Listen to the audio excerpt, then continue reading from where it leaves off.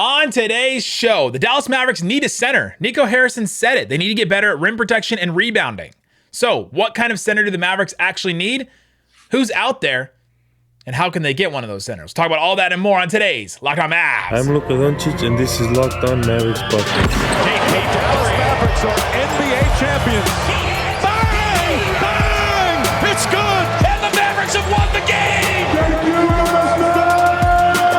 If you don't believe, you shouldn't be here. Shouldn't be here.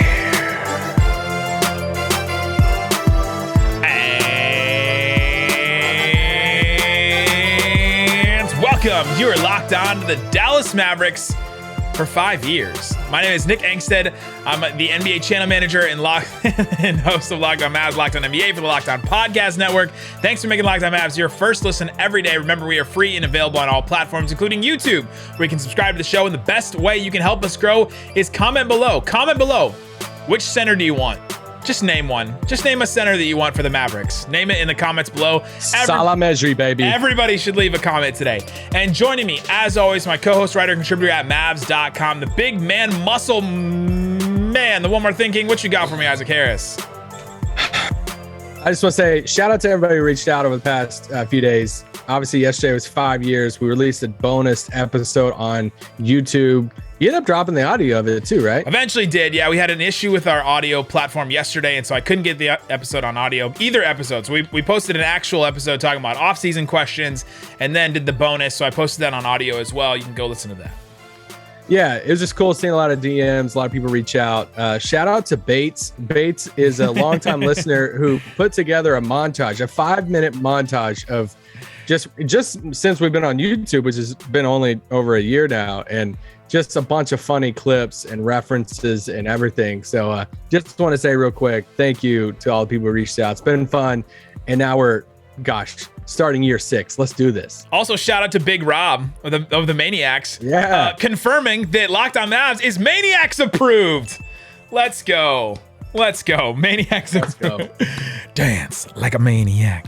Dance like a maniac. All right, on today's show, we're going to talk about big men, the bigs, the centers, because at exit interviews, we did a whole episode about exit interviews and talked a lot about Nico Harrison's comments. We played Nico Harrison's comments on this podcast. The GM of the Mavericks came on exit interviews and said, if there's one area we have to improve, it's got to be at big. We've got to get better at rebounding, rim protection, all that. And that stood out to me. That's one of those, like, your ears perked up, right? I don't know if your dog at home, like, all of a sudden you say something to them, you say one of their favorite words, and they just ears perk up, like they just completely stand up. My dogs will either like go back or will stand straight up like this, and all of a sudden you're like, oh, I know that word. I recognize that word. And so for us, it made my ears perk up, like, oh, that's a thing, a real thing the Mavericks want to improve on. So Isaac Harris, what are the traits in a big man that the Mavericks should be looking for? Yeah, I think that was one of the main takeaways from exit interviews was how directly that Nico addressed that when you come out and say that much, I mean, Dwight's still on the roster. Okay. So he's just starting center, Maxey is still on the roster. Boban still on the roster. Like your bigs that you had, even though we all know that we love Boban, even though we all know that, hey, they struggled. Still, for the GM to sit there at the end of the season and say, we know we have to get bigger in the paint. Like, we have to get better at rebounding. We got to get a big. And just to openly say, we got to upgrade this. We got to upgrade this spot on our roster and upgrade from these guys. So, yeah, I think they can go different routes, right? Like, we even heard in that same X interview about Nico talking about watching teams with all-stars, sitting at home, watching them play. But also in the same, another sentence of like, yeah, we're looking, we're always trying to improve and look at star talent. So I think the question for them is, do you want to go out and get a guy? Do you want to get another center in the bullpen? Do you want to say, okay, well, these bigs are back. They're under contract, right? Like Maxey's back. He's your stretch 5. Dwight's back. He's your rim rolling 5. Do they go out and say, well, now we want to go get our rebounding guy? A bruiser. Like we want to get a bruiser, big body that's going to get some boards, handle himself in the paint type of thing. Or do they go out and say, no, we're going to take a bigger swing for a guy that's going to be better than all of the guys on our roster at pretty much everything for instance, like a Rudy Gobert, with the exception of Maxey being able to shoot threes, but like Rudy Gobert, you swing and get Rudy Gobert. He's your clear cut. There is no bullpen. That's your five. That's your center for 30, 35 minutes a night.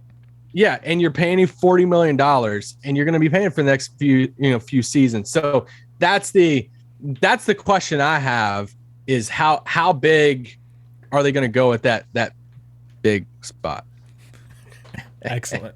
The traits that I'm looking for in a big man, to answer my question now. So sometimes I ask Isaac a question. He's like, I'm just going to say what I wanted to say before. Well, I think it's important to say that because I think it kind of, the answer to that question says, okay, well, if they want to go the bullpen route, then the traits that you want is, hey, you need a big body guy. You want a Nurkic. Let's just say that. You want to go get, and let's say he's cheaper on the market and say, we go out and we pulled off a signer trade for Nurkic. It's like, all right, we got our bruiser. But there's moments that Nurkic probably would be on the bench and Maxey's out there shooting, spot of a five. So if that's the answer, then it's about just a rebounder. But if you're saying, man, I want to go out and have a clear-cut number, like five on a clear-cut center, then you're wanting a rim roller that can run the pick and roll with Luka. So that's one of your characteristics. You want a guy who can protect the paint and block some shots. You want a guy who can grab some rebounds. Like that's the number. That's the three things you want if you're going to go swinging for a clear-cut center on your team. To me, I answer your question, Nick. To me, if I'm going to assume what they want, I'm going to go ahead and take the leap. Say, okay, I'm going to try to assume what they want in a center. Look at the two centers in the NBA Finals right now. It's those two guys. That's exactly what they want. They want a Kevon Looney. They want a Robert Williams. It's guys that can step out on the perimeter. They can switch. Now, Robert Williams is a little bit hampered by injury right now, so he's not as switchable. But during the regular season, that guy could switch. Looney obviously can switch. We just watched him do it. They can rebound. They're switching, and they can just also Al Horford in that too. And Al Horford too. He's a little different because he's just so skilled and he's been in the NBA forever. But those two specific guys, I think, is what the Mavs want. Al Horford, you just can't find like on trees. Now you could find Wendell Carter came in the. You could find Al Horford's like wasting away in OKC or whatever he was doing when he was on the Thunder, but. It's those two type of guys. They need a guy that rim protects, that can switch out a little bit, and that can get rebounds. I think that's the type of guy. Everything that Nico Harrison said, that's what I'm trying to get from it. That's the kind of information I want. They can kind of like take Dwight out of the rotation, and it's just this new center X and Maxey, and it's those two guys. Maybe you have to throw Dwight in a trade somehow. Bad Dwight from Nick. I mean, right? But that's what Nico Harrison came out and said. It's like, we got to get better. We're playing, and my other thing about Dwight Powell is he's been great for the franchise for all the things that he's done. 3 straight rounds we said, well, this is not a matchup for Maxey, or this is not a matchup for Dwight Powell. Okay, well, if it's not a matchup for Dwight Powell, 3 straight rounds, yeah. I don't know how many playoff, and the Clippers wasn't necessarily a good matchup for him either. It's like, okay, well then, which matchups are going to be good for you in the playoffs? We're talking about playoffs right now with this team. We need to get better right now, and it's not that. So this is a moment, I think, where they move on from Dwight Powell. If they keep him, if they get like some of these guys that we're about to talk about that are lower level, that don't eat up 25, 30 minutes a night, then they probably still keep Dwight and they just run the 3 big man rotation like that and try something. But from what I heard from Nico Harrison, that's what it sounded like to me. Yeah, and I agree with you in the sense of, I think when Nico addressed it that direct, I took that, and I could be wrong on this. I took that as, oh, you're going to make a clear upgrade at the center spot. Yeah, right. You're not going to, which they could. I could be wrong on this. They could go out and add a smaller name and keep the bullpen approach going. And Dwight's coming off the bench, and he's the rim roller for 15 minutes a night, whatever. But I just don't. It just feels like that he directed that so clear and so direct that, okay, no, you're going to get a guy that is a clear-cut upgrade over all your other centers. That's going to be your starter. So that's kind of how I approach this podcast is, hey, who are some names that would be a clear-cut starting 5 for Dallas that it would not be a bullpen? It would be this guy and then one of the other 2 guys. Yeah, exactly. So coming up, let's start to get into some names. Let's start throwing out some names. Let's play our favorite game. What about this guy? What about this guy? What about this guy? We'll start naming them. Yeah. Which free agents are available? Which guys the Mavericks have to get in trades? These are the Myles Turners, the Richaun Holmes, the Christian Woods, the Mo Bambas, the Rudy Goberts. Let's talk about all of them coming up next. But before we do, let me tell you about Built Bar. I love every time we get a comment on YouTube or on Twitter that's like, we're going to tell you about why Luka Doncic is the greatest player of our generation. But first, Built Bar. It's like people already know the cadence at this point of the show, which is hilarious. But Built Bars are a protein bar that tastes like a candy bar. They're absolutely delicious. Ooh, the grasshopper cookie is back. Did you like that one a while ago? No, I didn't. You didn't like that one. I did like that one. I like that one a lot. And there's some Built Bars I don't like. And some Built Bars that you don't like, but a lot of them we do like. Grasshopper cookie, 150 calories, 17 grams of protein, 6 grams of sugar in a bar covered in 100% chocolate. Has that great like little mint in there. It's almost like a thin mint, basically, is what that bar is. They're delicious. I love them. The churro puffs are really good. 140 calories, 17 grams of protein, 6 grams of sugar. All these bars are delicious. The brownie batter puffs are still available. I'm telling you, that's the best bar that they have. Go get it. Use the promo code LOCKED15 to get 15% off your entire order. It's built.com. All right, Isaac Harris, let's start throwing out some names of centers. We've talked about what things the Mavericks want in a center, right? Do they want the clear upgrade? Do they want just another guy they can throw in the bullpen rotation that could play in a playoff series? So we'll differentiate some of these names. We also have talked about they want a switchable type guy. That's obviously like a really hard quality to get in a center. There's not very many of those in the NBA, but they want a guy that can switch. They want a guy that can rim protect and get rebounds, right? That's 3 qualities that they want in a big man, and they'll probably have to just settle for 2 of those 3 because it's just hard to find those guys. I mean, there's probably only like 2 or 3 in the NBA. 2 of them are in the NBA Finals right now. And some the other ones just aren't available. I was kind of. And the other ones are just not available. The other ones aren't available, right? It's like Anthony Davis. Yes, okay, he matches those 3 things, but the Mavs aren't getting Anthony Davis, right? So there's all kinds of that. But when I just started looking through some centers, I was like, all right, who's a switchable rim protector that can rebound, right? Those are the 3 things, and I came up with 3 names that are like clear cut. These would be improvements, and that are maybe slightly available. Trades or free agents? These are both. Myles Turner in a trade. Okay. He has an $18 million expiring contract. This is the name. Do you think he would fit in Dallas? Do you like This is the name that I've been throwing out there for a while. I know lots of Mavs fans have been too. You listening have probably mentioned him in a comment section somewhere. Kevon Looney. He's an unrestricted free agent.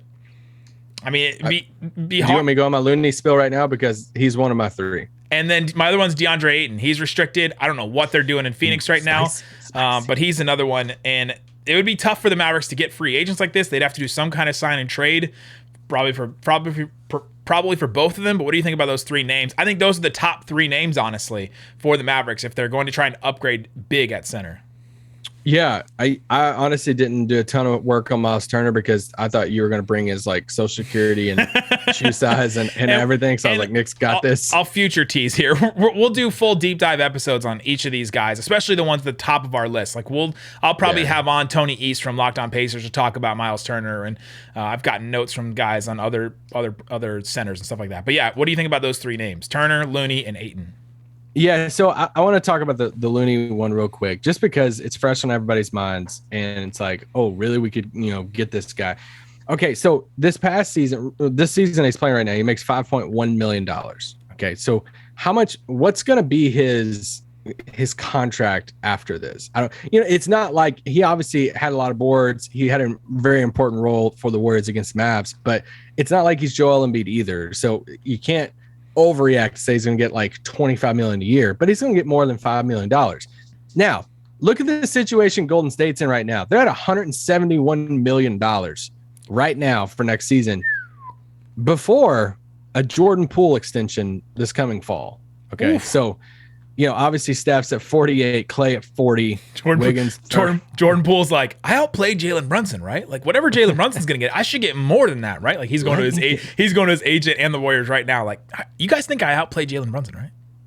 Yeah. So that's my only thing to where if Looney hits the market, and we know they're obviously willing to pay the tax, but how far? They paid it for Kelly Oubre, $80 million. But how far, what's their limit? If they do have a limit, do they let Looney go? And I'm with you on the Looney part. That's one I'm watching, that he's a vet. we talked about how we were sitting there listening to Draymond, Steve Kerr, and all those guys, just the whole Warriors team hype up how respectable he is in the locker room. He has championship experience. He's in the finals again right now. He just, did well against the Mavs. He would give you everything that you just mentioned. And he's not going to cost you 25, 30, $40 million a year. Yeah. So could he be a part of that? Could he be part of the bullpen, but be the main guy in that? Like, I don't know if I'm playing Looney 40 minutes a night, but could you play Looney 30 minutes a night and then have the pick and roll option of Dwight Powell off the bench, something like that?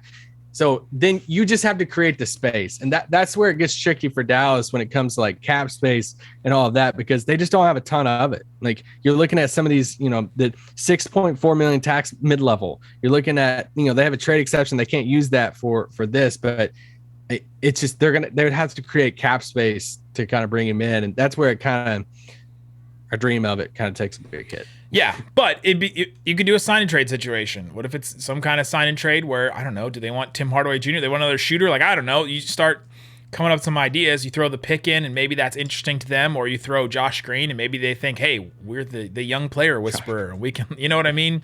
So you start throwing out scenarios like that. It's unlikely, but that is a name that should be at the top of the list. Myles Turner, I think this is the most gettable because he's $18 million.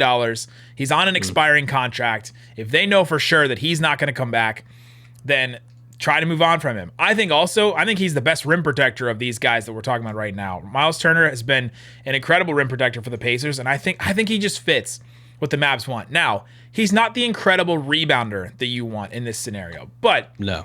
Big body, he can get some offensive rebounds. He would fill in, and especially if you're like, okay, maybe we'll get two of the three things that we want, an incredible rebounder, a rim protector, and a guy that can switch. At least you get the two things that are the most important, right? Like rim protector and guy that can switch a little bit, because Myles Turner can't do that. Now, he has had injury issues as well, and so that's something to definitely consider. But for a guy that's probably available at an expiring contract that you can trade, maybe it's Tim Hardaway Jr. plus the pick, and that's enough for the Pacers, who are definitely going into a rebuild right now. Maybe that's enough for them.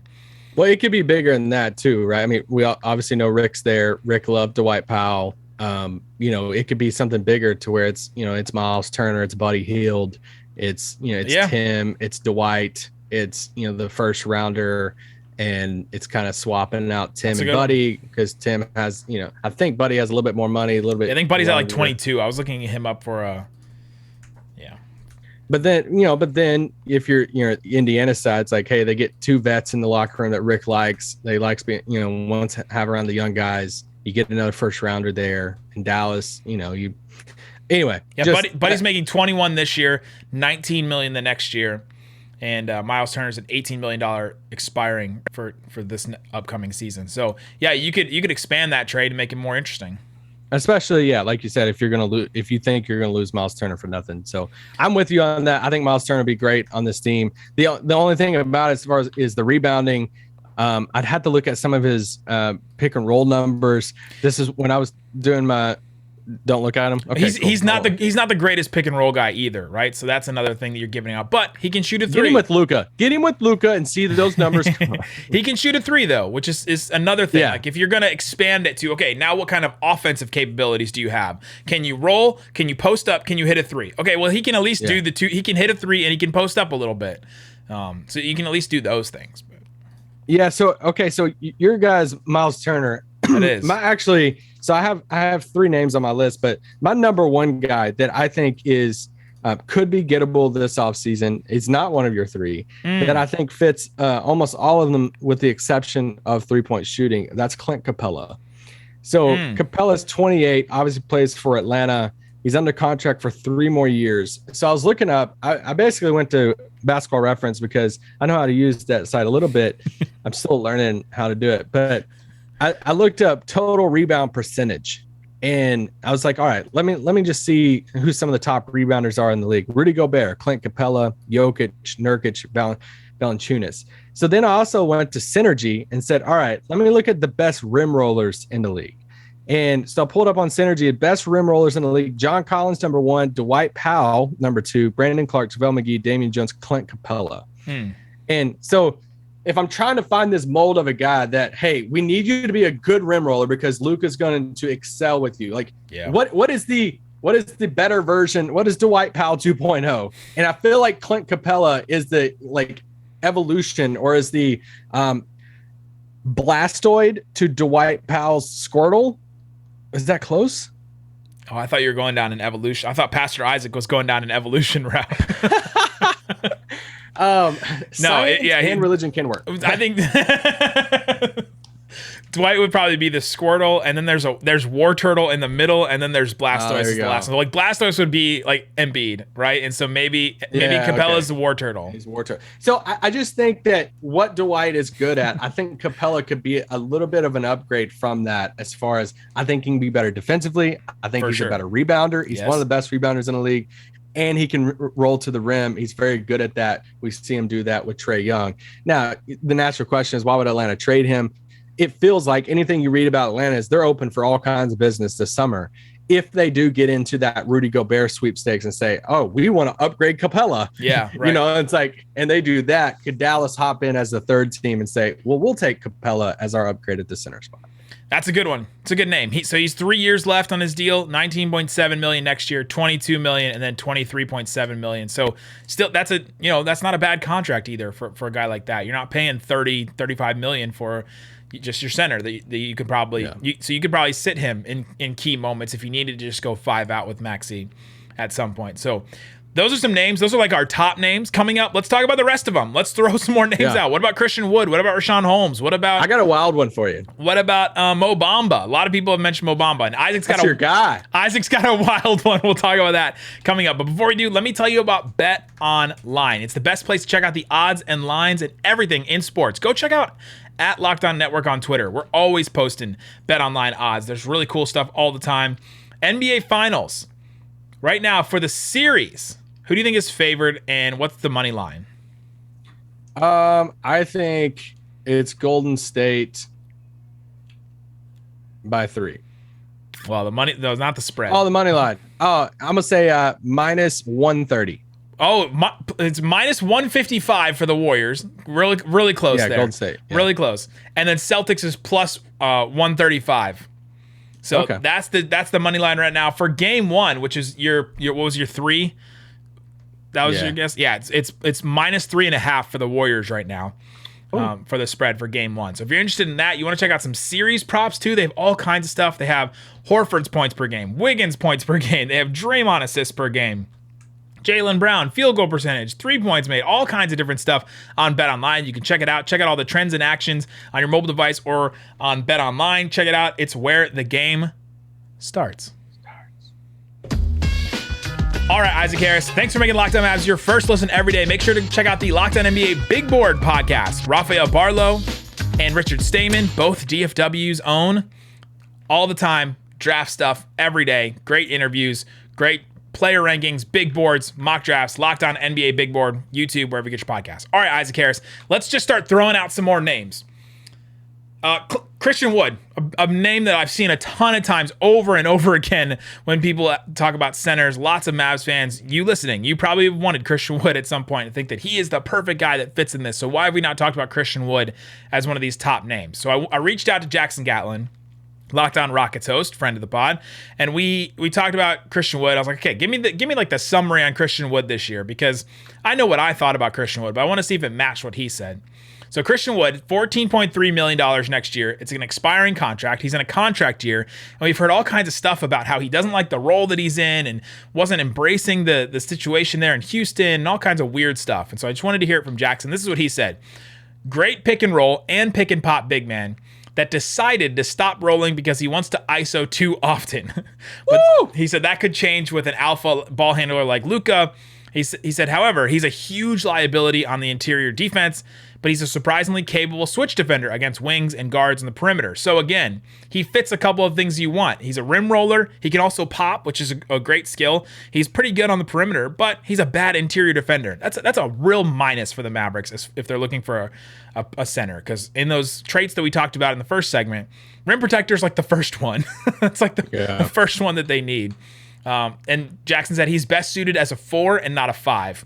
That's not what the Mavs need right now. That to me, like that just took him off the list for me. Now maybe the Mavs can bring him in. Jason Kidd does his magic. Sean Sweeney, all of them figure out a way to get him to play the right role that they want. Then they get this guy that's, that is Dwight Powell 2.0.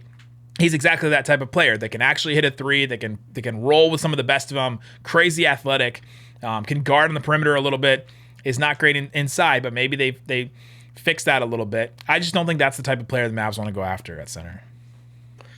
Yeah, there's just other names I like more. It's not that I'm like all out, don't do this at all type, but I don't know. I would just need to be convinced. And I think it's okay to say, hey, I wouldn't need to be convinced that would be a good fit. It would be an upgrade. Let's be fair. It would be an upgrade on Dwight Powell, right? But is it an upgrade in the areas that you want? Is it completely the areas that you want it to be? I don't think so. And they talk about, Nico talked about fit a lot when he said that All-Star comment of like teams with All-Stars watching us sitting at home. It's like, we're looking for guys who fit on this team, who fit alongside Luka.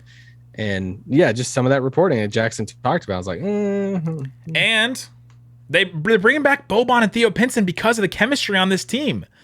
With bringing in a guy like Christian Wood in a contract year when he's had issues with the Rockets in the past and not wanting to play the role that he's being asked to play, I don't know. That's a red flag to me. Not sure that that's exactly the whole situation with Christian Wood, but that's a red flag for me. Give me a name. Do you want to talk about your guy Mo Bamba? I know a lot of people's asked you about it. You're really excited about Mo Bamba. Mo Bamba, he's a name that's been thrown out a lot, and I get it, right? We thought that they were going to draft him in Dennis's draft. Was it Dennis's draft or Luka's draft? It was Luka's draft. No. Yes, yeah. 20. We thought they were going to draft him in Luka's draft, and so we did a lot of stuff on him when the Mavericks were at 5. And he's kind of had this up and down year. He played 47 games his first year, 62 the next, 46 his third year. And then he did play 71 this past year, and finally kind of had that breakout year where you're finally feeling, okay, maybe this guy is going to give you what everything that you thought he was going to give you. He's 24 now. He averaged 10 points, 8 boards, a block and a half, and he shot 38% from 3. It's like, okay, man, that's like hits a bunch of the boxes that you want. He's a pretty good rim protector. He can get out in space a little bit. He's not the lightest on his feet, so he's not going to be super switchable. So we're like, okay, maybe we write that one off. But he is a pretty decent athlete. And so you're like, okay, this guy has the tools of the things that we want. But is he at a point where he can play in a playoff series right now? That's the big question for me, because he's been down there playing in Orlando, and you can play, 25 minutes a game for Orlando and put up those numbers. Can you come in with the Dallas Mavericks? That's my big question for him. And so he's an option. I think if they want to like get a little upgrade here, if they want to upgrade the Marquise Chris spot, and then maybe he can fight 4 minutes with Dwight Powell, but that's not a guy that's coming in and day one you feel, we feel much better about our center position because we went out and got Mo Bamba, right? Like that. This is still a project that the Mavericks have to work on, and I don't think they're in the business of projects right now. Yeah, I think, I don't think after Nico's comments that you're going into training camp saying, hey, we answered that question with Mo Bamba.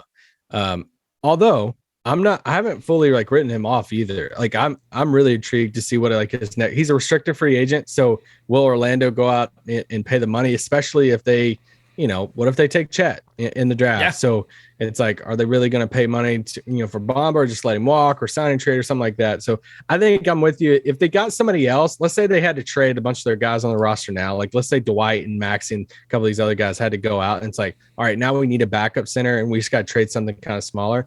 I would take the swing there. I mean, whoever signs him, you're taking a swing. Yeah. And I would take the swing because I'm really intrigued with what I think he can be better somewhere else. The actual name I was going to throw at you a while ago. Yeah, what's the crazy one? Yeah, well, crazy. I kind of overhyped it a little bit, but no one. I haven't seen anybody. Don't downplay it now. You got to go for it. Well, I just haven't seen his name thrown out there as like a possibility. Vucevic for Chicago. So he has 1 year left on his deal, so he's going to be expiring deal at $22 million. Friends with Luka.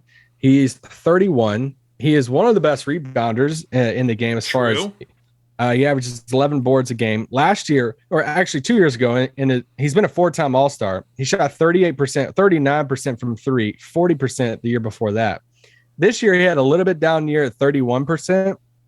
But I say all that to say is all right, if they're looking across the league and they're saying, who's a vet big man that's not under contract for like 3 or 4 years? They don't want to swing big for like a Rudy Gobert. They don't want to, go small with like a Mo Bamba type. But who's a vet that we could plug in that we know can get some rebounds, that'll be a bigger body, that could stretch the floor too, friends with Luka and all of that. If you're Chicago, you're at $100 million right now. If they want to bring back Zach LaVine, you're going to go over the luxury tax at that point. Do they entertain it? Do they entertain, hey, what's the market for Vucevic right now? So it doesn't fit the, hey, you're going to protect the paint. It doesn't, fit the, hey, you're going to play above the rim and catch these big lobs from Luka. But I think they could do worse. And I don't know what the full trade package would be if you went out and got 1 year of Nikola Vucevic. Now we're checking less boxes than what the I'm just saying, he gets boards. He's a bigger body and he shoots a three. I'm not saying it's a home run swing on it. I'm just saying he's a name that, would you rather have Vucevic or Nurkic? Nurkic is going to be less expensive, I think. Probably, yeah. So I'm just trying to think of guys out there that I could see realistically Dallas being like, oh, if it's a cheaper option and Chicago's wanting to shed some money, not being the luxury tax, I could see them taking a swing on that. It's for 1 year, kind of like the Myles Turner thing of like, hey, it's an expiring contract. If you think you're going to lose him, do you try to get ahead of it a little bit right now type of thing? Well, the thing about the Myles Turner deal is that if you get Buddy and Myles, that's 2 Dallas guys you can get in one swoop. And they love guys in their backyard. So the Vooch one is interesting. He just doesn't fit either of the defensive boxes that the Mavericks need. Yeah, no, I get that. Yeah. And that's tough. But yeah, the expiring makes it interesting. Let's rapid fire a couple other names. Daniel Gafford is one I've been throwing around. He only makes $1.9 million, but that kicks up to 12 the next year, then 13, then 14 the next 3 years. So he has this last year of this really cheap contract that you could just throw like a pick and like, I don't know, Trey Burke or Josh Green or something to the Wizards. I was listening to Locked On Wizards at Oliver, and they're not going to start Gafford next year. They're going to start KP and Kuz at the 5 and the 4. And KP and Gafford only played 27 possessions together last year. They were like both playing at the end of the season. So that's not something they're going to entertain. They gave him this extension, and now they're not going to play him. So is he going to be happy with that? Is he going to ask out? So then all of a sudden, that's a guy that could be available for the Mavs. Yeah, I like him. He would fit a lot of the boxes that you talked about. Mm-hmm. My 3 guys that I try to nail down my list of 3 dudes that I think could be realistic guys for Dallas, and that was Capela, that was Kevon Looney. And the third one, we did a whole pod about it. We'll do another pod about it for free agency, but it's obviously Rudy Gobert. Like, we haven't really talked about him, but since this pod is titled, What's the Big Man Upgrade Options? We at least got to mention that Rudy Gobert is an option. They like Rudy Gobert. He would fit great in Dallas. Obviously, there's a lot of money concerns with that and, his age and everything. I think Rudy would, love to play with Luka Doncic in Dallas and all of that, but we at least got to throw it out there. I do think Dallas would still be interested in him if the price was right. Yeah, we talked about that rumor from Mark Stein's Substack that he put out there a couple days ago. It's the title is like Zach LaVine and Rudy Gobert something. So go listen to that about our thoughts about all of that. So yeah, that's definitely a name for sure. Jakob Poeltl is kind of an interesting one. $9.4 million expiring.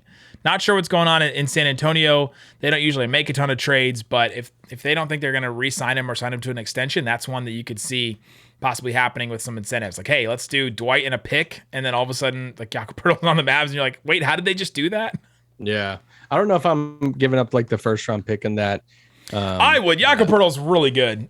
I watched him. You would? I would. I've watched him play. He's still young. He's really good rim protector, good rebounder. Like, it fits the 2 boxes that you want. I think Jakob Poeltl is worth it. Okay. That's me. Interesting. Richaun Holmes, another one we haven't mentioned that's been out there a lot. He's in a similar situation as Gafford, that he's kind of getting played out of his spot because Sabonis is kind of their center now, and they're not really playing Sabonis and Holmes together. So, and he's got a 3-year deal with, $11 million, $12 million, and a $12.8 million player option left on his deal. So that's another player that's interesting for the Mavs. Yeah. I mean, kind of similar to Dwight, probably an upgrade over Dwight with that. Oh, yeah. There's been some interest in the past with Dallas and Richaun Holmes. There has. Nick Claxton, I don't think they let him go, but I really like him in Brooklyn, young guy, kind of similar in a way of Mitch Robinson in New York. I don't know what they're going to do with him, but both of these guys, though, are not like the rebounder. Mitchell Robinson gets his boards, but I don't know if they're like, hey, you're starting them in a playoff series right now type of guys, though. But I think they would work in Dallas playing with Luka. Mitch Robinson was going to be my next name. He's had some injury issues, but he's an unrestricted free agent this offseason. That would come in. He would be a direct upgrade. He's a great rim protector. He's got some other, he doesn't fit a ton of the other boxes the Mavs want, but great rim protector, can roll. And like him and Gafford, I kind of put in a similar bracket, right? Where that would be an upgrade. Is it enough of an upgrade? Is it, would you put Chris Boucher in that?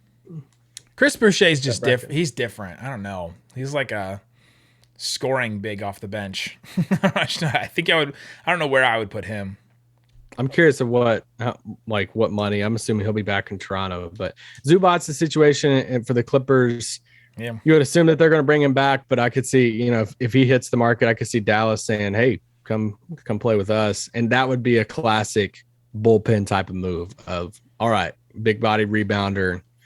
Now we have a rim roller in Dwight stuff, because once again, just to remind, if they're a free agent, it gets really difficult when it comes to that, because they have that taxpayer mid-level there at around that $6 million mark. Something that we haven't talked about too much is they still have the trade exception. $10.9 million. So that thing, Bobby Marks says it expires on June 27th. So you got a little wiggle room with that, to where if you want to go trying to find a big man that kind of goes into that, you could obviously do that. That sounds like a draft day trade move right there. I mean, it could. Very well could. You could go across the league and say, hey, what big man that we just talked about makes under $11 million that you'd say, hey, we'll take that guy. That sounds like a podcast topic we could do in the future. So we'll do that. We'll talk more about that. We'll do draft stuff later in the week as well. We'll do a draft primer for you guys with Richard Saman. He's going to come on the show. There you go. In the comments, let us know which center of the ones we mentioned do you want for the Mavs. Guys, thanks so much for listening to Locked On Mavs. Nope. Boom.